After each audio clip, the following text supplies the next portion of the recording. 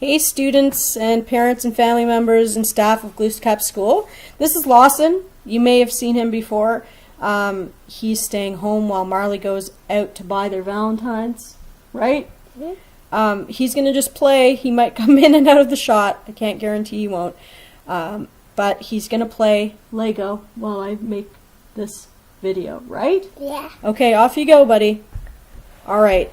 So, students and staff and families of Glooscap School and anyone else who has been following the series, welcome to We Are the Storm. This is part 3. I'm calling it the first 5 recommendations. Okay, I tried to fit all 22 recommendations into one video, but it's too complicated. So here are the first 5. It looks like I have to make a few more videos than past Valentine's Day probably to cover this properly, but I guess if you're watching, then I don't know if they saw you, buddy. If you're watching, then I guess I might as well keep making them. Okay, so the Glaze report was commissioned on October 11th, 2017. Sorry everyone, I'm gonna have to read a lot of this information because I don't have it memorized. So, and the final report was to be delivered to the government by December 31st, 2017. So Dr. Glaze had approximately 82 days to read surveys, interview, evaluate, research, and consult. She had approximately 82 days to apply her research method to the whole province of Nova Scotia. An impossible task if you are coming in an unbiased way in attempting to get an authentic assessment, I think, right? That's 1 million people, you know, the education system for a province of 1 million people in 82 days. That's unheard of. Dr. Glaze was paid $75,000 of taxpayer money for her work. The recommendations of the report were presented by Dr. Glaze herself on January 24th, 2018. Therefore, the government had the document for, over 20 days and did not share the results or recommendations with the people of Nova Scotia. Before we begin to go over the recommendations, I want to point out that there are 3 things, and I encourage everyone to look them up themselves to be sure.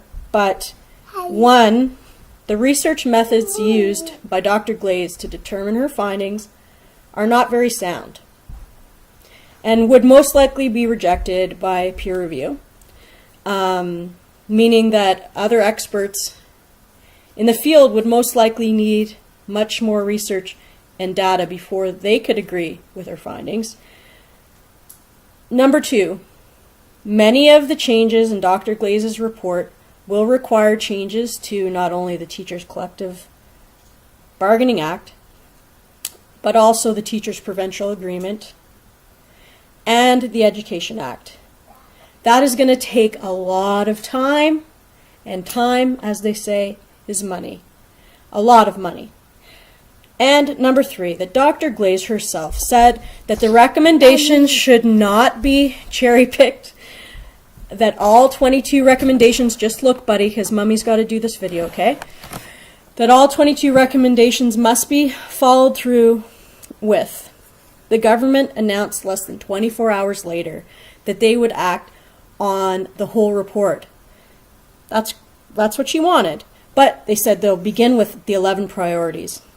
I'm going to list the recommendations off in the order that Dr. Glaze presented them in.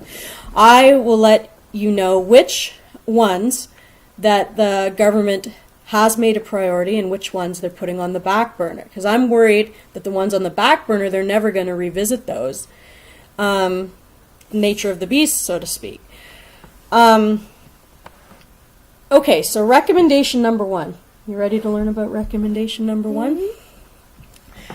The system must be realigned to reflect a unified, coordinated, province-wide focus on students. Are these for the day? The savings on unnecessary administration can be used instead on classroom priorities. The aligned system can finally help Nova Scotian students reach their potential. So this one says a whole lot. First, I want to start at the end part of that statement. That the savings from centralizing the system will lead to students finally reaching their potential. Look, Nova Scotian students are the lowest funded per student education system, one of the lowest, if not the lowest in our country. So that means less money per student goes to the schools in Nova Scotia than any other place. Just Lawson, I'm really sorry, but I got to get this video done because it's going to take forever. Can you just be patient? Mm-hmm. Okay. Thank you, buddy. We can talk in a minute, okay? And Nova Scotia does quite well, actually. It's a myth that Nova Scotia students don't do well. In international tests, you know, they score about mid-range in Canada, considering they're the lowest funded.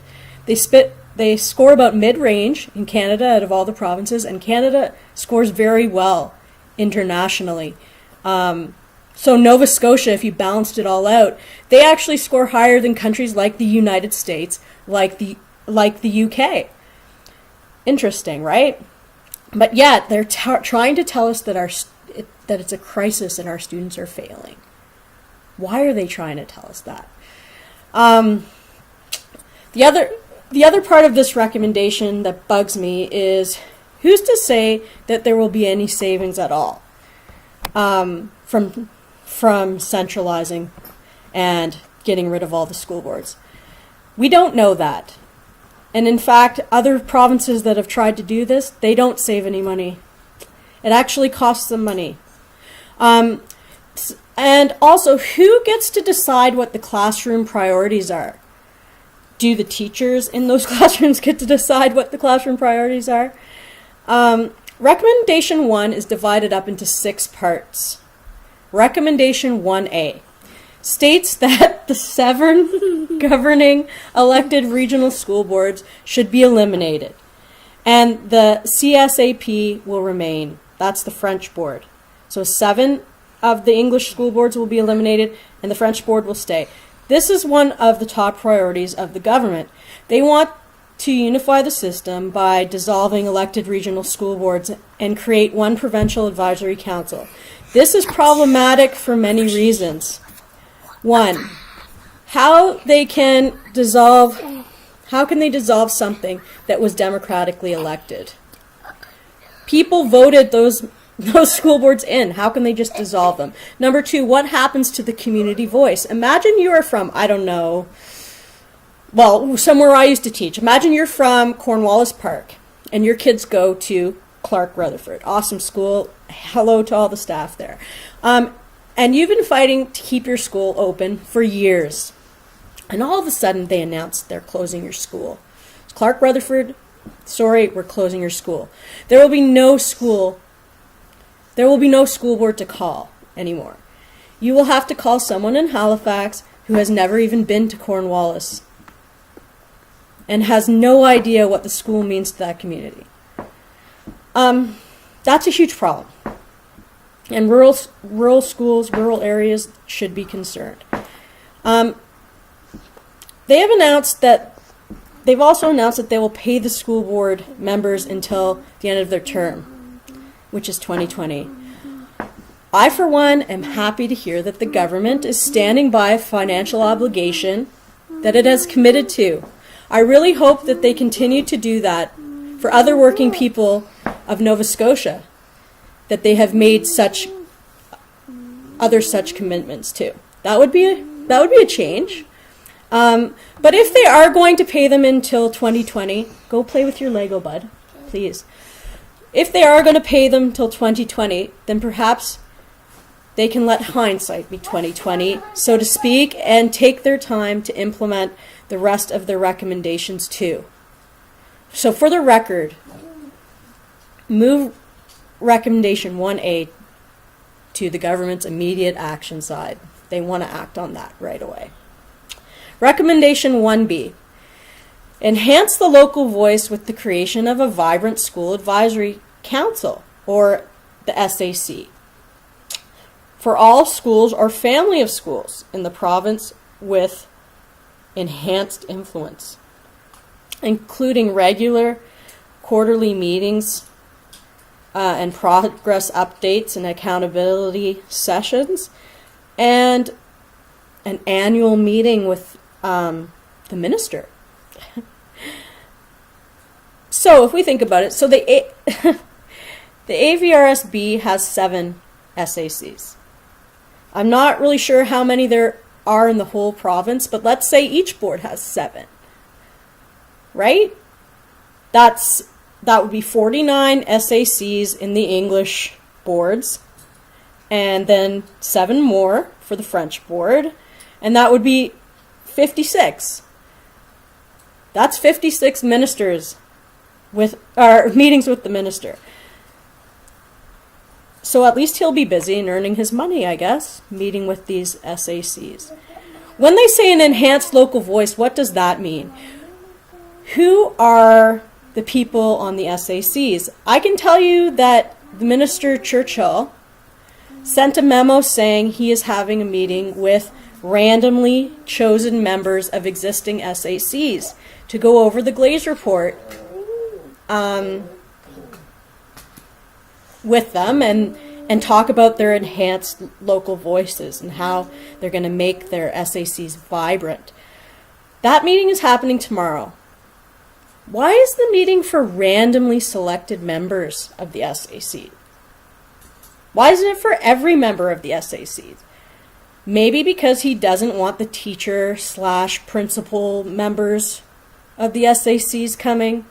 Maybe he only wants the yes men type of members showing up to the meeting. By saying they were randomly selected, no one can say they were left out on purpose, you see? And,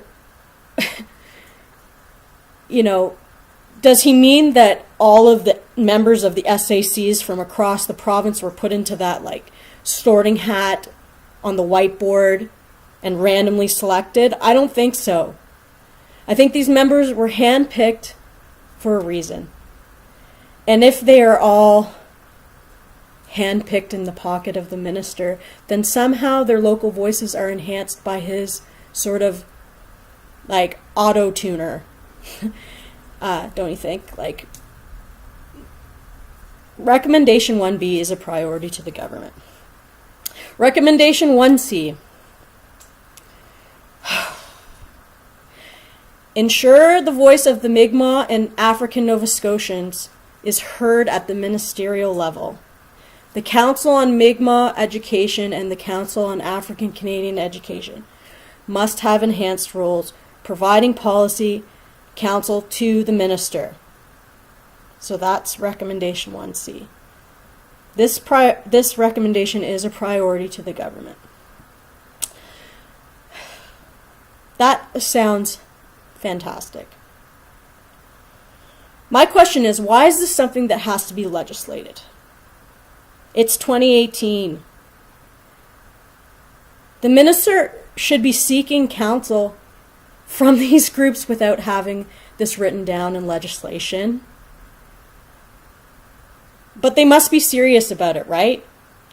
Well, the Black Educators Association was not even consulted for the report. They released a tweet today. The BEA also notes in their memo that the report does not reference the Black Report of 1994 or the Reality Check Report of 2009. The BEA also voiced their opinion and concern about the dissolution of the elected school boards, as that was a way for people to democratically elect someone to represent them. Voting is a basic right and a way to get representation.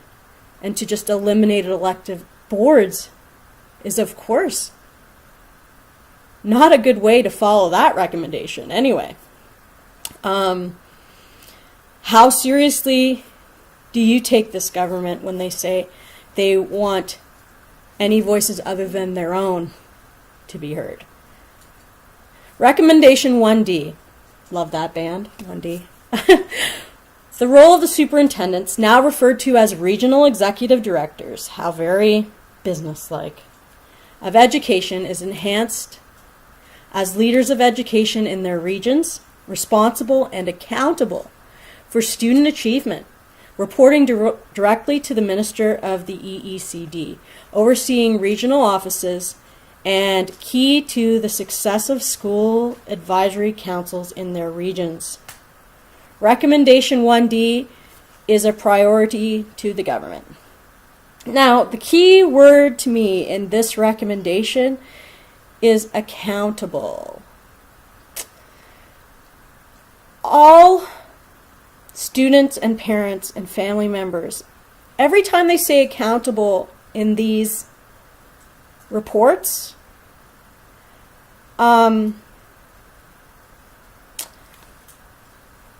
they're talking about student achievement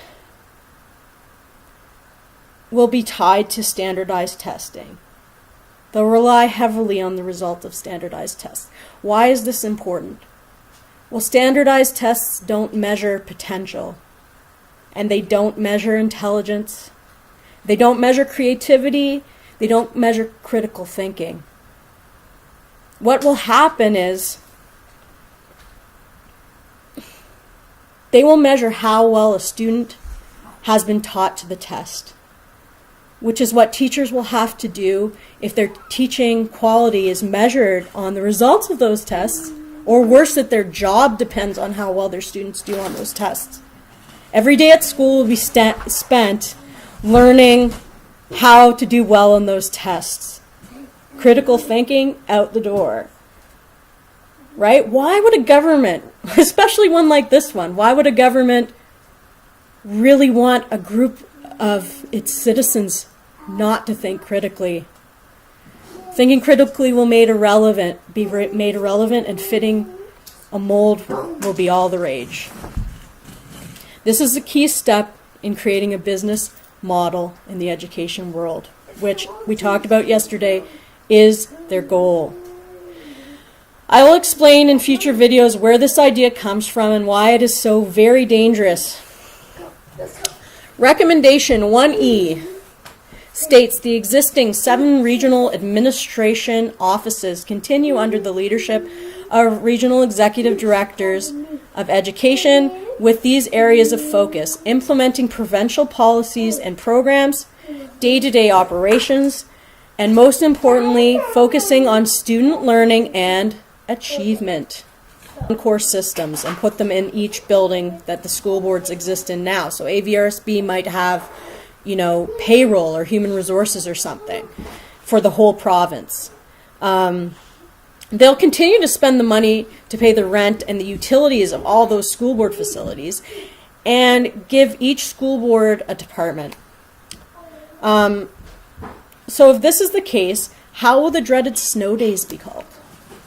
But more importantly, each board has its own collective agreement with the teachers. Again, collective bargaining will just be, agreements just be ripped up and destroyed. There goes another challenge to the government in court, which again costs our kids money. Also, each board has its own initiatives, how they use speech-language pathologists, for example, or level literacy intervention. What happens to these programs? My guess is even more supports will be removed from the schools and only provincial initiatives will be funded. This recommendation is not one of the government's 11 priorities.